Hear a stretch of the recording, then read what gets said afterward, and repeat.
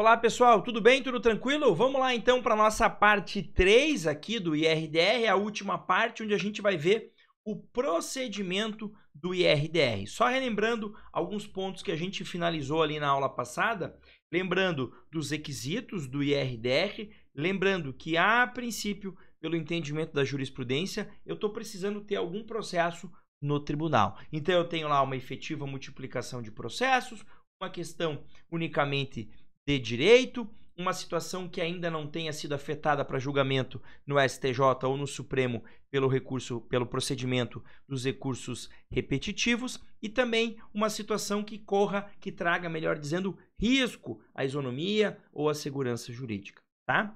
Aconteceu isso, eu posso ter um IRDR. Como que vai funcionar o procedimento? Bom, antes de falar desse procedimento, vou te dar o procedimento aqui do canal.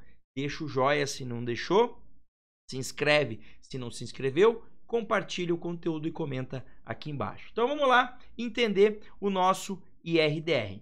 Como eu já disse para vocês, ele vai ocorrer dentro dos tribunais, tá? Como é que vai ser feito? Olha lá, inicia-se por um pedido dirigido ao presidente do tribunal. Esse pedido pode ser feito por quem? Pelo juiz da causa de primeiro grau, que verificou lá no seu cartório, lá na sua serventia judicial, uma grande quantidade de processos repetidos. O relator de um recurso, quando o processo estiver lá no tribunal, tá? Pelas partes, pelo Ministério Público ou pela própria Defensoria Pública, tá? Em resumo, todos que estão ali envolvidos com aqueles processos notaram que há uma grande repetição, eles fazem esse requerimento. MP, Defensoria Pública e partes fazem por meio de uma petição. O juiz da causa e, eventualmente, relator no tribunal faz por meio de ofício. E, claro, né, esses pedidos devem estar instruídos com a documentação que comprove esses requisitos. Então, você está falando que a questão é de direito. Me diga qual é essa questão aí. Você está me falando que há uma efetiva multiplicação de processos. Aí você vai lá, pega a certidão do tribunal ou certidão do primeiro grau de jurisdição, mostrando que tem 300, 400, 500, 800, 1000, sei lá, um monte de ação repetida sobre a mesma coisa. Você tem que me demonstrar que há esse risco de isonomia, porque, olha, eu já tive juiz em primeiro grau que já sentenciou e já decidiu nesse sentido, mas tem um juiz da cidade do lado que também sentenciou em outro sentido. Quando eu olho para a doutrina tem um posicionamento, uma parte da doutrina no sentido A, outra parte na doutrina no sentido B. Opa, tem um probleminha aí. Então, vamos instaurar o incidente, tá? Beleza? Vamos lá. O que mais que é importante sobre esse incidente aqui, ó? Feito o pedido, ele vai ser analisado pelo órgão previsto no regimento interno, qual fará o exame de admissibilidade do presente incidente. Preenchidos os requisitos, o incidente será admitido. Neste caso, o relator. Estou falando aqui o relator do IRDR. O regimento do tribunal vai dizer quem é que vai analisar. É um órgão. É a corte especial. É a seção cível do TJ. Não sei, vai depender de cada regimento, tá? E aí vai ser distribuído a um desembargador. Esse desembargador vai ser o relator do IRDR. Se tudo estiver certo, ele diz, ok, vamos admitir o IRDR aqui e a parada vai seguir. Aí ele dá uma decisão. Essa decisão é a decisão que diz IRDR instaurado. Temos algumas providências a serem tomadas. Vamos lá. Olha o que o relator vai fazer. Suspenderá os processos pendentes que tramitem no estado ou região e que tratem do mesmo assunto. Eu tenho um processo lá em primeiro grau de jurisdição, o autor acabou de ajuizar. A inicial iniciou agora, não embede, já suspende.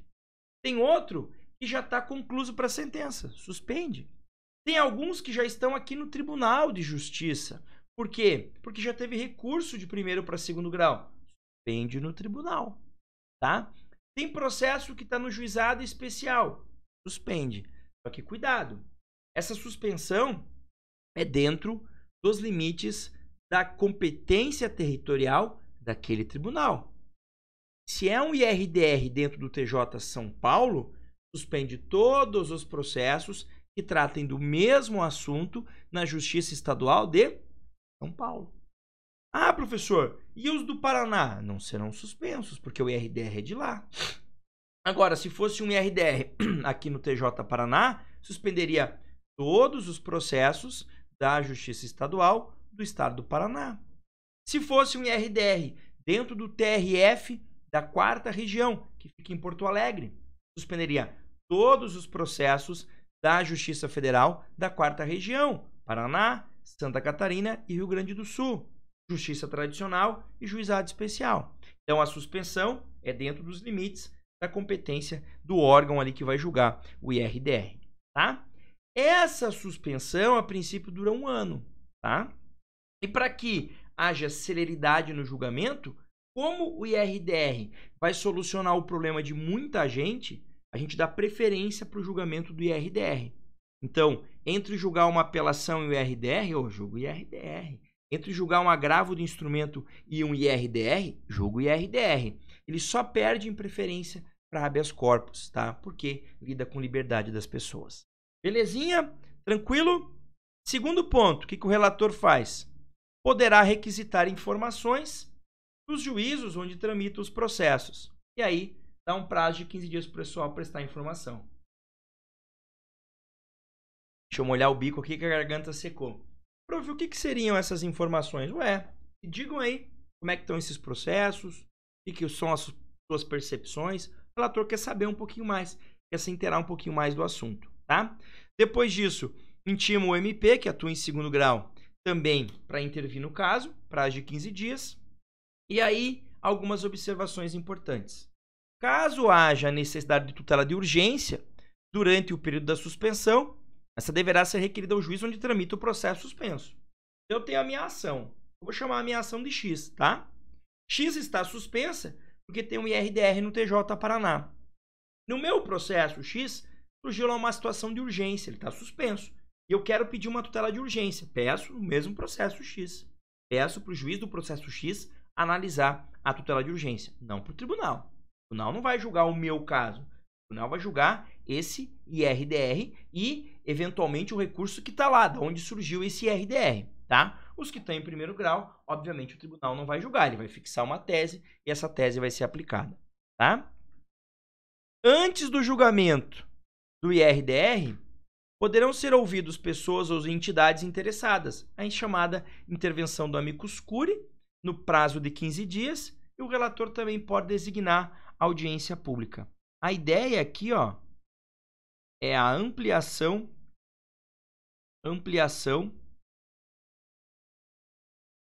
do debate.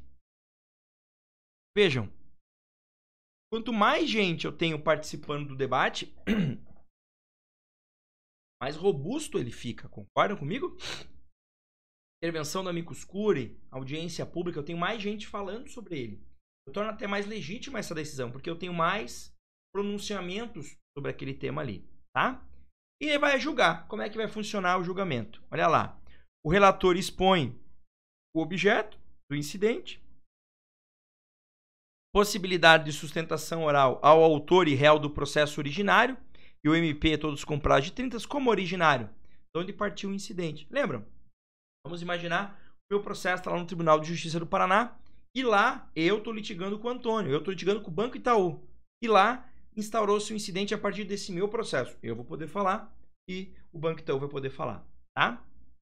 Também há a possibilidade de sustentação oral dos demais interessados, desde que inscritos com 2 dias de antecedência. Nesse caso, divide-se o prazo de 30 minutos entre todos, com possibilidade de aumento do prazo em caso de muitos interessados. Aqui vai depender muito do tribunal. Ah, tem 30 interessados que também tem casos assim, querem sustentar 30 minutos, tem 30, é 1 minuto para cada um. Eles podem entrar num acordo lá, um fala, outro fala, aumenta um pouquinho esse prazo, mas isso é o menos relevante, tá? Depois disso, o tribunal vai julgar. Então ele julga o recurso da onde surgiu o incidente, ou era uma remessa necessária que deu origem ao incidente, ou era uma ação de competência originária, não importa. Ele julga isso, tese. Essa tese é que vai ser usada para os casos. Olha lá o que está no 5º aqui, ó. A tese fixada no julgamento deverá ser aplicada a todos os casos que estavam suspensos e aos casos futuros, salvo se houver revisão de tese. Então, a gente fixou uma tese lá no IRDR que A operadora de telefonia, por exemplo, tô inventando exemplo, tá? Não pode vender celular sem o carregador. Todos os processos que tratem desse assunto vão ter que aplicar essa tese. Opa, vamos partir da premissa que a operadora não pode vender o celular sem carregador. Ponto, acabou. É isso, tá? Ele aplica a tese. Se não aplicar a tese, é possível reclamação diretamente para o órgão que teve a sua tese violada, tá? Prof, esse acórdão proferido no IRDR, eu posso levar ele para o STJ ou para o Supremo? Claro, ele cabe tanto recurso especial quanto extraordinário, obviamente, se existirem os requisitos da Constituição, né? Houver ofensa à lei federal, ofensa à Constituição, e tanto o RESP quanto o extraordinário nesse caso teriam efeito suspensivo automático e a repercussão geral aqui seria presumida, tá? Lembrando que quando isso vai para STJ ou STF, você pode ter a suspensão das ações em âmbito nacional. Qualquer interessado vai poder requerer. Olha, já que isso vai chegar em Brasília, já que vai chegar num tribunal de competência nacional, a gente quer que a suspensão que hoje estava só no Paraná, só em São Paulo, por exemplo, estenda ao Brasil todo. Seria possível fazer esse requerimento aí. Beleza? Tranquilo? Fechamos o tema do IRDR. Não é um bicho de 7 cabeças, né? Me conta se você gostou dessa aula. Se você não gostou, se você gostou, dá o joinha. Se não gostou, diz o que não gostou, tá? E se inscreve. Não entre na estatística dos não inscritos no meu canal. Eu desejo só um mal, meu. Brincadeiras à parte, tô brincando. Mas não custa nada você me ajudar a impulsionar esse canal que tá crescendo de um jeito tão bonito, tão legal. Eu brinco que é um dos projetos que eu tenho mais orgulho de ter feito na minha vida profissional. Porque é um projeto em que ele é 100% fruto do meu suor. Não tem aqui ajuda de ninguém, gente. Eu faço tudo sozinho. Tudo sozinho. A única coisa que alguém me ajuda é vocês compartilhando esse conteúdo, fazendo o canal crescer, tá? E é um canal que eu consigo manter 100% gratuito para vocês, trazendo conteúdo para as pessoas que às vezes não têm condição de pagar um curso, de pagar um aperfeiçoamento, e eu acho que isso aqui pode te ajudar, tá bom? Um grande abraço, bons estudos e até mais.